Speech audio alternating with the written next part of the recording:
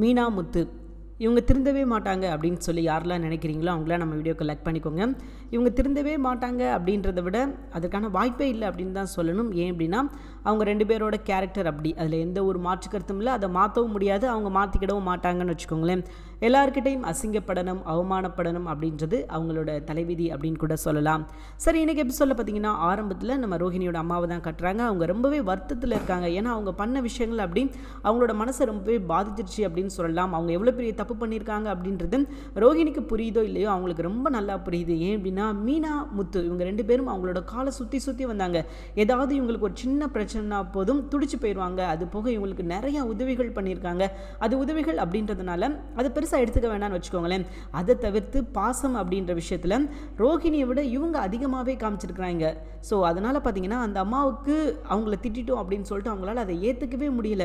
ஐயோ நம்ம பெரிய தப்பு பண்ணிட்டோமே, பெரிய பாவம் பண்ணிட்டோமே அப்படின்ற மாதிரி அவங்க ஃபீல் பண்ணுறாங்க. கிறிஷும் அதே விஷயத்தை தான் அவங்க அம்மாக்கு பாட்டிக்கிட்ட கேட்குறாரு. ஏன் பாட்டி நீ இப்படி திட்டின 2 பேர்த்தையும், நீ தப்பு பண்ணிட்ட பாட்டி, நீ அவங்கள திட்டியிருக்கக்கூடாது.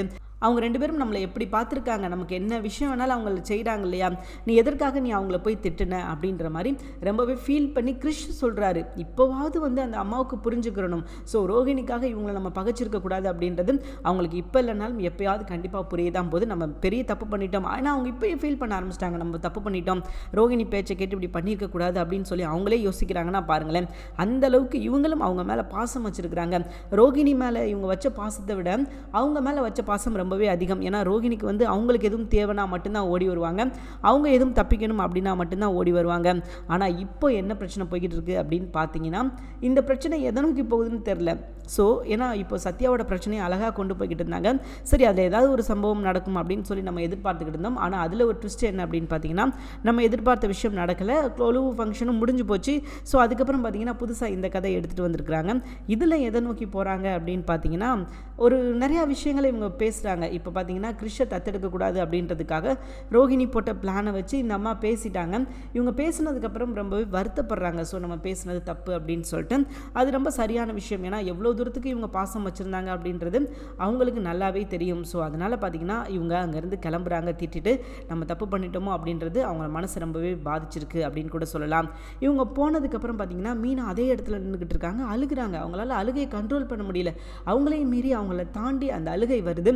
எதற்காக அப்படின்னா இவ்வளோ நாள் பாசம் வச்சுருந்தோம், இதுக்கப்புறம் நம்ம கிறிஷை பார்க்கவே முடியாது. அந்த அம்மா பேசுனதை விடுங்க, அது அவங்க பேசுனதை பெருசாக கூட எடுத்துக்கல. ஆனால் அவங்க எதை பற்றி ஃபீல் பண்ணுறாங்க அப்படின்னா இதுக்கப்புறம் நம்ம கிறிஷை பார்க்க முடியுமோ பார்க்க முடியாதோ அப்படின்ற மாதிரி ரொம்பவே அவங்க ஃபீல் பண்ணி அந்த இடத்துல உறைஞ்சு போய் நிற்கிறாங்க. அப்பையும் எல்லாரும் கலைஞ்சு போகும்போது விஜய் அதையும் தனக்கு சாதகமாக பயன்படுத்திக்கிட்டு நான் அப்போவே சொன்னேன் என் பேச்சை எவ கேட்டா அப்படின்ற மாதிரி அந்த இடத்துலையும் ஒரு கேலி கிண்டல் நக்கல் நையாண்டி. ஸோ விஜயாவோட குணம் இவ்வளோ கேவலமான ஒரு குணமாக இருக்குமா அப்படின்ற மாதிரி நம்ம யோசிச்சு கூட பார்க்க முடியாது. அந்த அளவுக்கு அவங்களோட குணம் கேவலமான குணமாக மாறிக்கிட்டு வருது. எதற்காக அப்படின்னு பார்த்தீங்கன்னா இன்க்ளூடிங் ரோஹிணி கூட சேர்ந்ததுக்காக அவங்களோட குணம் மாறி இருக்கலாம் அப்படின்னு நம்ம சொல்ல முடியாது. ஏன் அப்படின்னா ரோஹிணியை விட இவங்க ஒரு மடங்கு மேலே அப்படின்றது நம்மளால் புரிஞ்சிக்க முடியுது. ஸோ அதனால் ரோஹிணி அந்த இடத்துல நம்ம எதுவுமே ப்ளேம் பண்ண முடியாது. ஸோ மீனா அவங்களோட அழுகையை கண்ட்ரோல் பண்ண முடியாமல் அழுதுகிட்டு இருக்காங்க. எல்லாரும் கலைஞ்சு அவங்கவுங்க வேலையை பார்க்க போகிறாங்க. ஏன்னா இன்றைக்கி ஃபங்க்ஷன் நல்லபடியாக போகணும் அப்படின்னு சொல்லி எதிர்பார்த்துக்கிட்டு இருந்தாங்க. ஆனால் ஃபங்க்ஷன் யாருமே நினச்சி பார்க்காத மாதிரி ஒரு சோகத்தில் தான் முடிஞ்சிருச்சு அப்படின்னு கூட சொல்லலாம். ஸோ அப்படியே கட் பண்ணிங்கன்னா இங்கே நம்ம ரோஹிணியோட அம்மாவை காட்டுறாங்க. அங்கே வித்யா ரோஹிணியோட அம்மா, அது போக நம்ம கிறிஷ் எல்லாரும் இருக்கிறாங்க. அந்த அம்மா அழுதுகிட்டே தான் இருக்கிறாங்க. நான் தப்பு பண்ணிட்டேன், பாவம் பண்ணிட்டேன், அவங்க 2 பேரும் பாவம் அப்படின்ற மாதிரி வித்யா கிட்ட புலம்பிக்கிட்டு இருக்காங்க. ஆனால் அவங்களோட மனசு அவங்கள ஏற்றுக்க மாட்டேங்குது. ஸோ நம்ம தப்பு பண்ணிட்டோம், நம்ம இந்த விஷயத்தை பண்ணியிருக்கக்கூடாது, நம்ம பண்ணது ஒரு மிகப்பெரிய தப்பு. ஏன்னா அவங்க 2 பேரும் நமக்கு எவ்வளவோ உதவி பண்ணியிருக்காங்க, அதையும் தாண்டி நம்ம அவங்கள இப்படி பேசியிருக்கக்கூடாது அப்படின்னு சொல்லிட்டு ரிப்பீட்டடாக அதே விஷயத்தை தான் அவங்க ரிப்பீட் பண்ணிக்கிட்டு இருக்காங்க. நம்ம பேசுனது தப்பு, நம்ம 2 பேர்த்து அப்படி பேசியிருக்கக்கூடாது அப்படின்னு சொல்லிட்டு. ஸோ அதே நேரம் பார்த்தீங்கன்னா ரோஹிணி அந்த இடத்துக்கு வராங்க. ரோஹிணி வந்தோடனே ரோஹிணியை திட்டுறாங்க. உனக்கு இப்போ சந்தோஷமா, நீ சொன்ன மாதிரி நான் பேசிட்டேன்ல, இப்போ உனக்கு நல்லா குளுகுளுன்னு இருக்குதா அப்படின்னு சொல்லிட்டு அவங்களோட கவலை ஆத்திரத்தை கொட்டி தீர்க்கிறாங்க.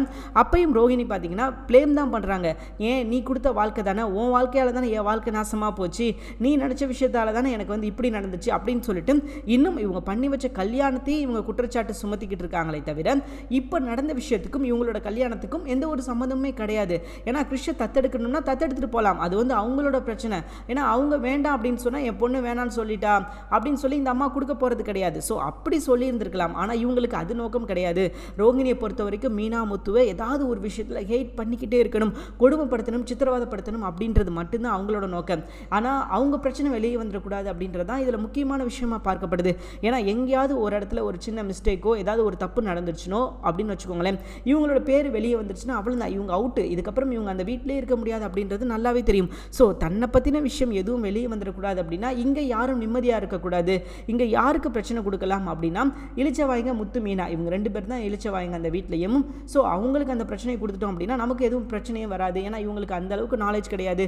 யார் இந்த விஷயத்தை பண்ணியிருப்பா, ஏன் பண்ணியிருப்பா, எது பண்ணியிருப்பா, எதற்கு பண்ணியிருப்பா அப்படின்றத இவங்களெல்லாம் கண்டுபிடிக்க முடியாது அப்படின்னு சொல்லிட்டு தான் அந்த தைரியத்தில் அவங்க வந்து படிக்காதவங்க, அவங்கள வந்து அடித்தா யார் கேட்பா அப்படின்ற ஒரு தைரியத்தில் தான் இப்போ வரைக்கும் நம்ம ரோகிணி ஆடிக்கிட்டு இருக்காங்க. அவங்களோட ஆட்டம் முடிவுக்கு வரணும் அப்படின்றது தான் நம்மளோட ஆசை. ஏன்னா இவங்க நாளுக்கு நாள் பார்த்தீங்கன்னா ஒரு கொடூரமான ஒரு மூர்க்கமான ஒரு கேரக்டராக மாடிக்கிட்டு இருக்காங்க. அவங்க ஒரு மிருகமாக மாறுறாங்க அப்படின்னு கூட சொல்லலாம். அந்த மிருகம் எப்போ யாரை வேட்டையாடும் அப்படின்னு சொல்ல முடியாது. நாளைக்கு அவங்க அம்மாவே வேட்டையாடினாலும் ஆச்சரியப்படுறது கிடையாது. தன்னோட வாழ்க்கையை காப்பாற்றிக்கிறணும் அப்படின்றதுல ரொம்ப குறிக்கோளாக இருக்கிறாங்களே தவிர, ஆனால் தன்னோட வாழ்க்கையை காப்பாற்றிக்கிறணும், தன்னால் எந்த கெட்ட பேரும் கிடையாது அப்படின்றத மனோஜ்கிட்ட நான் நிரூபிக்கணும்.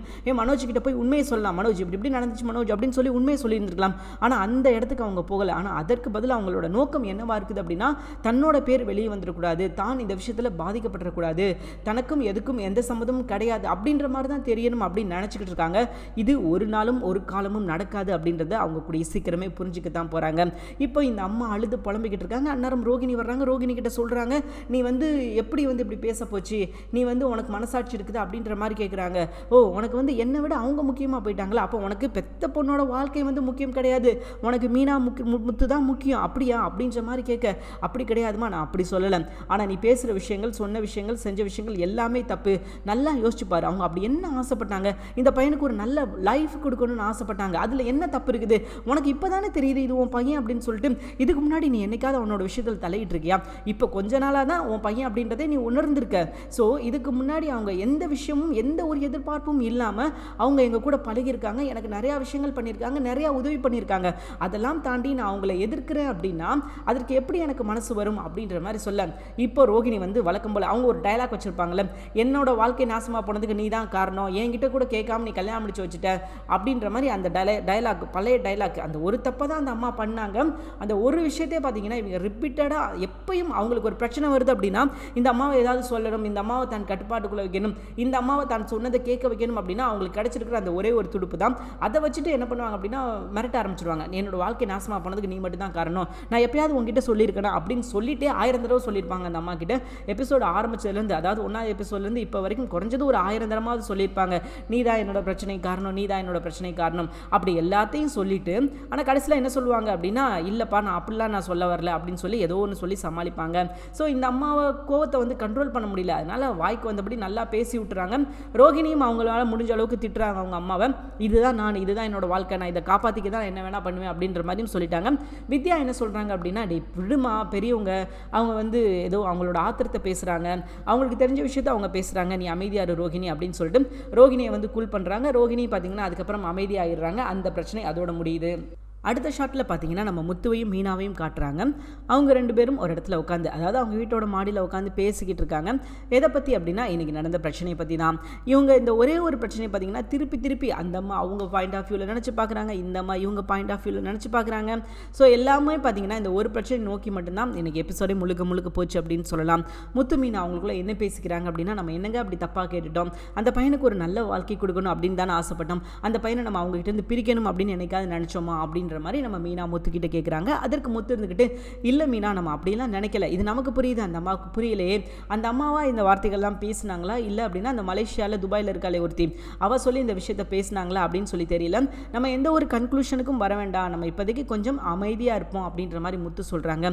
அதற்கு மீனா இருந்துக்கிட்டு, அதுக்கப்புறம் இப்போ நம்ம இதுக்கப்புறம் கிறிஷை பார்க்கவே முடியாதா அப்படின்ற மாதிரி சொல்ல, ஏன் பார்க்க முடியாது, அதெல்லாம் நம்மளால் பார்க்க முடியும், நம்ம கண்டிப்பாக கிறிஷை பார்ப்போம் அப்படின்ற மாதிரி இவங்க பேசிக்கிட்டு இருக்கும்போதே ரோகிணி வந்துடுறாங்க. ரோகிணி வந்து பார்த்தீங்கன்னா ஒட்டு தான் கேட்குறாங்க. இவங்க என்ன பேசுகிறாங்க அப்படின்னு சொல்லிட்டு படியில் நின்று கேட்டுக்கிட்டு இருக்காங்க. இவங்க 2 பேரும் கிறிஷை பற்றி தான் பேசுகிறாங்க அப்படின்றத அவங்களால புரிஞ்சிக்க முடியுது. அதுக்கப்புறம் பார்த்தீங்கன்னா விஜயாவும் வந்துடுறாங்க. ஸோ 2 பேரும் ஒருத்தர் பார்த்துக்கிறாங்க. என்னம்மா நீ இந்த பக்கம் அப்படின்னு சொல்லி 2 பேரும் பேசிக்கிறாங்க. அப்போ விஜயா என்ன சொல்கிறாங்க அப்படின்னா, இன்றைக்கி தாம்மா எனக்கு ரொம்ப சந்தோஷமாக இருக்குது. இவ்வளோ நாள் கொலுவில் கொண்டாடினதை விட கடைசி நாள் பார்த்தோன்னா எனக்கு ரொம்ப சந்தோஷமாக ரொம்ப ஹாப்பியாக இருந்தது. கொலு அப்படின்னா இப்படி தான் இருக்கணும் அப்படின்னு சொல்லி ஆசைப்பட்டேன். ஸோ அந்த மாதிரி செம்மையாக இருந்தது அப்படின்ற மாதிரி விஜயா அவங்களோட மகிழ்ச்சியை, ஏன்னா மீனா வந்து அசிங்கப்படுத்திட்டாங்க. யாரோ வெளியிலேருந்து ஒரு ஆள் வந்து மீனாவை அசிங்கப்படுத்திட்டு போயிட்டாங்க அப்படின்னோடனே இந்த அம்மாவுக்கு குசியே கேட்கணும். அப்பாடா செம்ம ஜாலி அப்படின்னு சொல்லிட்டு ரொம்ப சந்தோஷமாக இருக்கிறாங்க. அப்போ முத்து வந்து திட்டுறாரு, அம்மா இங்கே பாரு, நீ தேவையில்லாத வேலை பார்த்துட்டு இருக்க, இந்த விஷயத்தில் நீ தலையிடாத, நாங்கள் எப்படியா இருந்தாலும் கிறிஷை பார்ப்போம், கண்டிப்பாக கிறிஸ்டோட பாட்டிகிட்ட நாங்கள் இதை பற்றி பேச தான் போகிறோம் அப்படின்னு சொல்ல ரோகிணிக்கு மறுபடியும் உடுக்கடிக்க ஆரம்பிச்சிருச்சு. இவங்க சும்மாவே இருக்க மாட்டாங்க போல இருக்கு. இவங்களை எவ்வளோ அசிங்கப்படுத்தினாலும் அவமானப்படுத்தினாலும் இவங்க திருப்பி தன்னோட பையன்கிட்ட போகிறாங்களே அப்படின்னு சொல்லி அவங்க மனசுக்குள்ளே நினச்சிக்கிட்டு இருக்காங்க. விஜயா இங்கே வந்து அவங்களோட அட்வைஸ் மலையை பொழிய ஆரம்பிச்சிட்டாங்க. நான் வந்து ஆரம்பத்திலே சொன்னேன், ஒரு பெரிய ஆள் சொன்னால் கேட்கணும், நான் ஏன் சொல்கிறேன் எதுக்கு சொல்கிறேன் அப்படின்னு சொல்லிட்டு உங்களுக்குலாம் புரியாது. நான் வந்து அனுபவப்பட்டவன், நான் ஒரு அனுபவசாலி, நான் சொன்னால் கேட்கணும். இப்படி உட்காந்து புலம்புறீங்களே, இதுக்கெல்லாம் யார் காரணம்? நீங்கள் மட்டும்தான் காரணம் அப்படின்னு சொல்லி இங்கேயும் மீனாவை ப்ளேம் பண்ணுறதுக்காக தான் வந்திருக்காங்க. இதற்காக தான் வந்தாங்க அப்படின்னா வரணும் அப்படின்ற அவசியமே கிடையாது. அங்கேயும் வந்து மீனா நீ பண்ணது தப்பு, நீ இப்படிலாம் பண்ணியிருக்கக்கூடாது அப்படின்னு சொல்லிட்டு அங்கே பேச ரோகிணியை பக்கத்திலே வச்சுக்கிட்டு அவங்க அம்மாவை கழுவி ஊற்றுறாங்க. என்ன சொல்கிறாங்க அப்படின்னா, அவளாம் எங்கேருந்து வந்தவளோ, அவளாம் யாரோ அப்படி இப்படின்னு சொல்லிட்டு ரொம்ப அவதூறாக பேசுகிறாங்க. அப்போ ரோகிணி டக்குன்னு குறுக்கிட்டு என்ன சொல்கிறாங்க அப்படின்னா, அத்தை நம்ம எதுக்கு யாரையும் பற்றி பேசணும், நம்ம வீட்டை மட்டும் பார்ப்போமே, எதுக்கு அவங்களெல்லாம் பற்றி பேசணும் அப்படின்ற மாதிரி ரோகிணி சொல்கிறாங்க. அதுவும் சரிதாம்மா, இங்கே இருக்கிறதே சரியில்லை அப்படின்றப்ப நம்ம அங்கே இருக்கிறவங்கள என்ன சொல்ல முடியும் அப்படின்னு சொல்லிட்டு அவங்க பங்குக்கு அவங்க பேசுகிறாங்க. ஸோ மீனாவுக்கு ரொம்ப வருத்தம்ப்பா, இதுக்கப்புறம் அவங்க என்ன பண்ண போகிறாங்க, எப்படி இந்த பிரச்சனைலேருந்து வெளியே வர போகிறாங்க அப்படின்னு சொல்லி தெரியல. ஸோ என்ன நடக்க போகுது, ஏன்னா இப்போது அடுத்த பிரச்சனை எந்த பிரச்சனையும் எடுத்தாலும் அந்த பிரச்சனையை முடிக்க மாட்டேங்கிறாங்க அப்படின்றது ரொம்ப ஒரு வருத்தமான விஷயம் அப்படின்னு சொல்லலாம். சத்யா பிரச்சனை அழகாக போயிருந்தது, என்னடா பண்ண போகிறாங்க, சத்யா பற்றின விஷயங்கள் வெளியே வந்துருமா அப்படின்னு சொல்லி நம்ம எதிர்பார்த்துக்கிட்டு இருக்கும்போது திடீர்னு ஒரு ட்விஸ்ட் என்ன அப்படின்னா, கிறிஷை கொண்டு வந்து இடையில அந்த பிரச்சனையை இழுத்து விட்டுட்டாங்க. இப்போ முத்து மீனா அந்த பிரச்சனையை நோக்கி ஓடிக்கிட்டு இருக்காங்க. ஸோ பிரச்சனைக்கு ஒரு முடிவே இல்லை அப்படின்னு சொல்லலாம். ஆனால் இருந்தாலும் இவங்களுக்கு வர்ற பிரச்சனை மாதிரி யாருக்கும் வரக்கூடாது அப்படின்றது தான் நிதர்சனமான உண்மை. யாருக்கும் வராது, இப்படியெல்லாம் யாருக்கும் பிரச்சனை வராதுங்க. ஸோ அந்தளவுக்கு பிரச்சனைக்குள்ளேயே வாழ்ந்து பிரச்சனைக்குள்ளேயே அவங்க வந்து காலையில் படுத்தா பிரச்சனை, நின்னா பிரச்சனை, நடந்தா பிரச்சனை அப்படின்னு சொல்லிட்டு பிரச்சனை கூட அவங்க குடும்பம் நடத்திக்கிட்டு இருக்காங்க அப்படின்றதுல எந்த ஒரு மாற்று கருத்தும் கிடையாது. சரி, மீனாவோட முகத்தை பார்க்குறாரு நம்ம முத்து. சரி, இப்படியே போனால் சரிப்பட்டு வராது, இவ வந்து இப்படியே இருப்பா, கிட்டத்தட்ட 1 வாரம் ஆயிரும், இப்படி இருந்தா அப்படின்னா நமக்கு வேலையும் ஓடாது, நமக்கு அவளால வேலை எதுவும் பார்க்க முடியாது அப்படின்னு யோசிச்ச முத்து என்ன பண்ணுறாரு அப்படின்னா, நேரம் மீனாவோட வீட்டுக்கு கூட்டு போனார். சரி, மீனாவோட வீட்டுக்கு கூட்டு போனாலும் அங்கேயாவது கொஞ்சம் நிம்மதியாக இருப்பாங்களே அப்படின்னு சொல்லி நம்ம எதிர்பார்த்தா, அங்கே போனால் அங்கே வேற மாதிரி பிரச்சனை. அங்கே பிரச்சனை என்ன அப்படின்னா, இவங்க எல்லாரும் உட்காந்து பேசிக்கிட்டு இருக்காங்க. அப்போ நம்ம சீதா இருக்காங்களே, அவங்க வந்து கேட்குறாங்க, என்னக்கா எப்படி வந்திருக்க, நல்லா இருக்கியா, எதுவும் பிரச்சனையா, நீ எதற்காக திடீர்னு வந்திருக்கிற அப்படின்ற மாதிரி கேட்கும்போது, மாமா எதுவும் சொன்னாராம், உங்கள் 2 பேத்துக்கு இடையில சண்டையா அப்படின்ற மாதிரி கேட்க, அதற்கு மீனா இருந்துக்கிட்டு எங்கள் 2 பேத்துக்கு எதுக்கு சண்டை வரப்போகுது அப்படின்ற மாதிரி சொல்கிறாங்க. சீதா இருந்துக்கிட்டு, அது சரி உங்கள் 2 பேத்துக்கு சண்டைனா நீங்கள் எதுக்கு ஒன்றா வர போகிறீங்க, நான் தான் தப்பாக கேட்டுட்டேன் அப்படின்னு சொல்ல, சரி அப்படின்னு சொல்லிட்டு அவங்களுக்குள்ள நடந்த விஷயங்கள் எல்லாத்தையும் சொல்கிறாங்க. அதாவது மீனா என்ன சொல்கிறாங்க அப்படின்னா, ஃபங்க்ஷனில் நடந்துச்சு இல்லையா, அந்த பிரச்சனையை சொல்கிறாங்க. ஏங்க அந்த அம்மா இப்படி பேசினாங்க, நீங்கள் வந்து நல்லா தானே அவங்க கூட பழகிக்கிட்டு இருந்தீங்க, அவங்க எதுக்கு திடீர்னு எப்படி பேசினாங்க அப்படின்னு கேட்கும்போது, அதுக்கு மீனா என்ன சொல்கிறாங்க அப்படின்னா, எங்களுக்கும் அதான் தெரியலம்மா, அவங்க ஏன் அப்படி பேசினாங்க, எதுக்கு இப்படி பேசினாங்க அப்படின்னு சொல்லி நாங்கள் எதுவுமே தெரியாமல் தான் நாங்கள் முழிச்சுக்கிட்டு இருக்கோம் அப்படின்ற மாதிரி சொல்ல, சரி அவங்களுக்குன்னு ஏதாவது ஒரு ரீசன் இருக்கும், கண்டிப்பாக கூடிய சீக்கிரமே அவங்கவுங்க மனசை புரிஞ்சுக்கிடுவாங்க. ஏன்னா திடீர்னு அவங்க அப்படி பேசும்போது நமக்கு சந்தேகமாக தான் இருக்குது, அவங்க ஏன் அப்படி பேசினாங்க அப்படின்ற ஒரு கேள்விக்குறி நமக்கு இருக்குது. அதனால் நீ எதற்கும் கவலைப்படாதாக்கா, கூடிய சீக்கிரமே அவங்க ஏன் பேசினாங்க எதுக்கு பேசினாங்க அப்படின்ற விஷயத்த நம்ம கண்டுபிடிச்சிடலாம் அப்படின்ற மாதிரி இவங்க சொல்ல, சரி அப்படின்னு சொல்லிட்டு இவங்க 2 பேரும் பேசிக்கிட்டு இருக்காங்க. அதுக்கப்புறம் முத்து பேசிக்கிட்டு இருக்காரு. ஓரளவுக்கு சரி ப்ளசண்டாக போய்கிட்டு இருக்கு, பரவாயில்ல, இந்த ஒரு பிரச்சனையும் கிடையாதுப்பா அப்படின்னு நம்ம நினச்சிக்கிட்டு இருந்தோமா, ஓ அப்படியா நினச்சிக்கிட்டு இருக்கீங்க, இருங்க அடுத்த பிரச்சனை வருது அப்படின்னு சொல்லிட்டு சத்யா வந்து நிற்கிறாப்ல.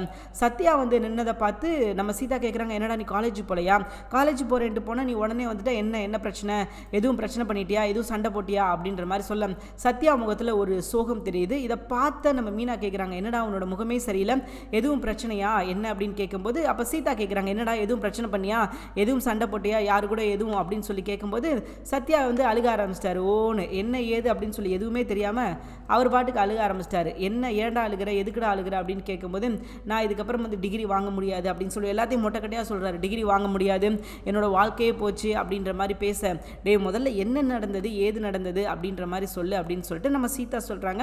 அதுக்கப்புறம் எக்ஸ்பிளைன் பண்ணுறாரு, இந்த மாதிரி நடந்தது, நான் காலேஜுக்கு போனேன், இதுக்கப்புறம் என்னை எக்ஸாம் எழுத முடியாது அப்படின்ற மாதிரி சொல்லிட்டாங்க அப்படின்னு சொல்லி மொட்டை கட்டையாக சொல்ல, அதற்கு சீதா இருந்துக்கிட்டு எக்ஸாம் எழுதக்கூடாது அப்படின்னு சொல்கிறதுக்கு அவங்க என்ன லூஸா, எதற்கு காரணமே இல்லாமல் உன்னை எக்ஸாம் எழுத வேணாம் அப்படின்னு சொல்ல போகிறாங்க.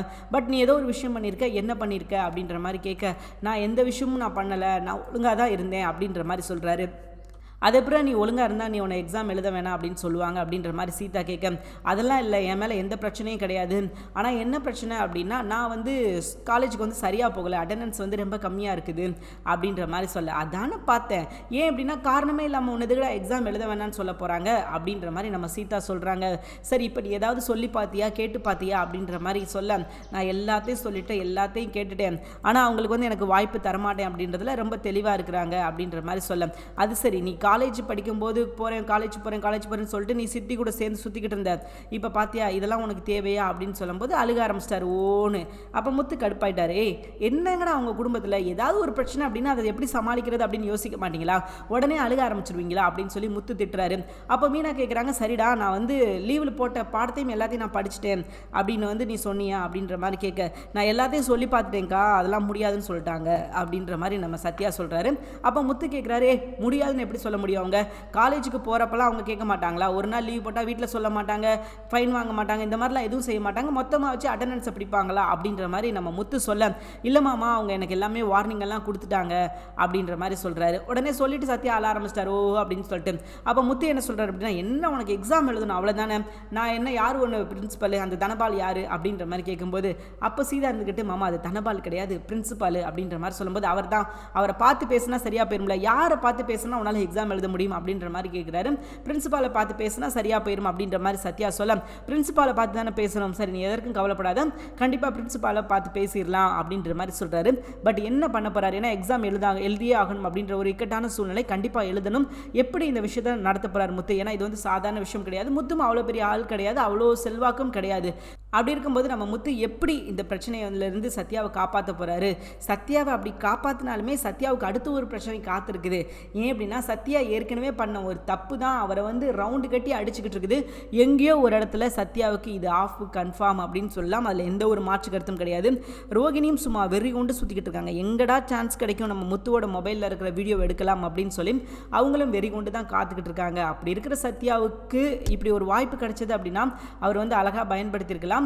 ஆனால் எதுவுமே பார்த்தீங்கன்னா அவர் இப்போ பண்ணது கிடையாது, எல்லாமே முன்னாடி பண்ண விஷயம் தான். அதை தான் முத்துவும் சொல்கிறாரு, சரி என்றைக்குமே பார்த்தோன்னா அன்னைக்கு பண்ணுற தப்புக்கு அன்னைக்கெல்லாம் தண்டனை கிடைக்காது, தண்டனை கண்டிப்பாக கிடைக்கும், நம்ம என்ன தப்பு பண்ணாலும் தண்டனை கண்டிப்பாக கிடைக்கும், என்ன தண்டனை கிடைக்கிறதுக்கு மேபி கொஞ்சம் டைம் ஆகலாம், பட் தண்டனை கிடைக்காது அப்படின்லாம் சொல்லிட முடியாது அப்படின்னு சொல்லிட்டு முத்து ஒரு அட்வைஸை போட்டுட்டு, சரி நீ எதற்கும் கவலைப்படாதா, பிரின்சிபலில் பேசணும் அவ்வளோதானே, அதை நான் பார்த்துக்கிறேன், நீ கண்டிப்பாக எக்ஸாம் எழுதுவா அப்படின்னு சொல்லிட்டு ஆணித்தனமாக சொல்லிடுறாரு.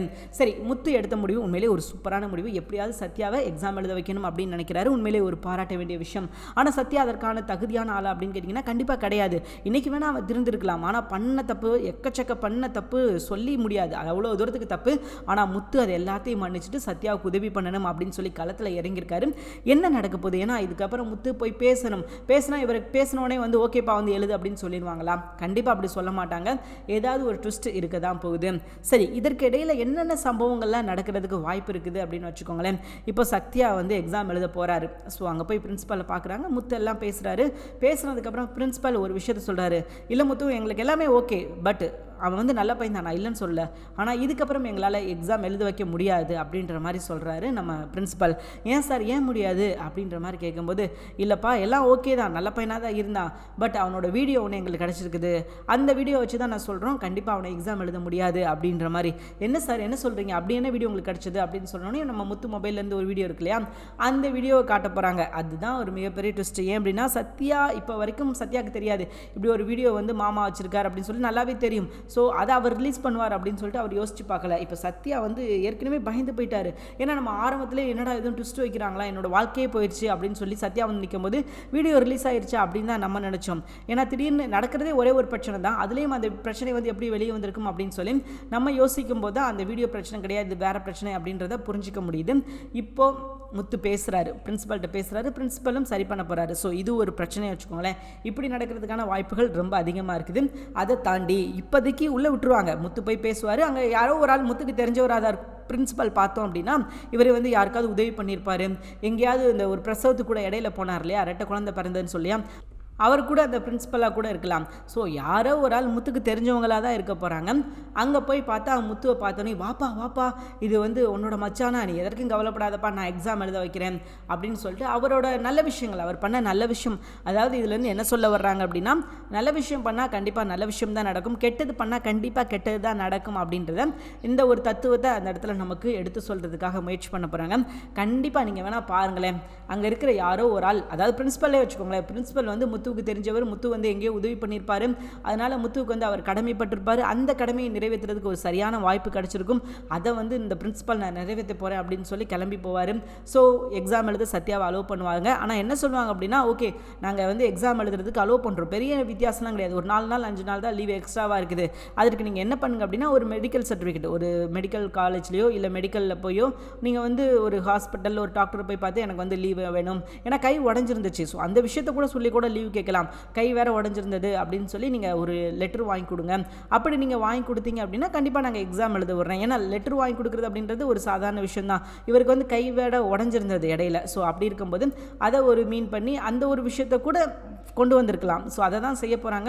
போய் ஒரு இந்த மாதிரி எனக்கு கை உடஞ்சிருச்சு அப்படின்னு சொல்லி ஒரு லெட்டர் எழுதிட்டு வாங்க டாக்டர்கிட்ட, ஹாஸ்பிட்டலில் நாங்கள் எக்ஸாம் எழுத விடுவோம் அப்படின்னு சொல்ல போகிறாங்க. அந்த விஷயத்தை தான் பண்ண போகிறாங்க. ஏன்னா இருக்கையில் அதான ஈஸியான பிரச்சனை, ஸோ அந்த பிரச்சனையை முடிக்கணும் அப்படின்னா இந்த பிரச்சனையை எடுக்கணும் அப்படின்னு சொல்லிட்டு அந்த பிரச்சனையை முடிக்க போகிறாங்க. எக்ஸாம் பிரச்சனை ஒரு வழியாக முடிய போது, அந்த பிரச்சனை முடிஞ்ச உடனே சத்யாவுக்கு அடுத்து ஒரு மிகப்பெரிய ஆப்பு காத்திருக்குது. இது சத்யாவோட ஒரு கடைசி எக்ஸாம் அப்படின்ற மாதிரி சொல்கிறாங்க. இதுக்கப்புறம் டிகிரி வாங்க போகிறாரு. இந்த டிகிரி வாங்குற கேப்பில் அந்த விஷயம் நடக்குமா? ஏன்னா எக்ஸாம் இன்னும் 4-5 எக்ஸாம் இருக்குது, இப்போ தான் எக்ஸாமே ஆரம்பிக்கிறாங்க அப்படின்றப்ப அந்த வீடியோ ரிலீஸ் ஆச்சு அப்படின்னா அவரோட வாழ்க்கை ஒட்டுமொத்தமாக நாசமாக போயிடும். அதுக்கப்புறம் என்ன, முத்து விசஸ் சத்யா இவங்க 2 பேரும் பெரிய பகையாளி மாதிரி ஆயிடுவாங்க. 2 பேத்துக்கு இடையில ஒரு பயங்கரமான போராட்டம் நடக்கும், அப்படி 2 பேரும் சண்டை போட ஆரம்பிச்சிடுவாங்க. ஸோ அந்த மாதிரி இந்த பிரச்சனை பெரிய பிரச்சனையாக மாறுமா அப்படின்னு கேட்டிங்கன்னா நிறையா வாய்ப்புகள் இருக்குது. இந்த பிரச்சனை பெரிய பிரச்சனையாக மாறுறதுக்கு முத்து இப்போ பண்ணுற உதவி அது நாளைக்கு அவருக்கே பெரிய ஆபத்தாக மாறப்போகுது அப்படின்றதுல எந்த ஒரு மாற்று கருத்தும் கிடையாது. இப்போ சத்யாவை எக்ஸாம் எழுத விட்டாலும் அதுக்கப்புறம் 1-2 எக்ஸாம் எழுதினதுக்கப்புறம் ரோகிணி அந்த வீடியோ எடுக்க தான் போகிறாங்க, அந்த வீடியோ பப்ளிஷ் பண்ண தான் போகிறாங்க. அதனால சத்யாவுக்கு என்ன பிரச்சனைலாம் வரப்போகுது, சத்யாவுக்கு வர பிரச்சனையை முத்து எப்படி பேஸ் பண்ண போகிறாரு, ஏன்னா இந்த பிரச்சனையை முத்துவை நோக்கி தான் வரப்போகுது. சத்யா வெறும் அம்பு தான், ஆனால் இந்த பிரச்சனை குறி யார் அப்படின்னு பார்த்தீங்கன்னா நம்ம முத்து மேலே தான். முத்துவுக்கு தான் இந்த விஷயம்லாம் நடக்க போகுது. சத்யாவும் முத்து தான் அப்படி ஒரு விஷயத்த பண்ணார் அப்படின்னு சொல்லி நம்ப போகிறாரு. அதுபோக தன்னோட படிப்பு விட்டுட்டு முழு நேர ரவுடியாக சத்யா மாறுவாரா அப்படின்றத பொறுத்து பார்க்கலாம். தேங்க்யூ ஃபார் வாட்சிங்.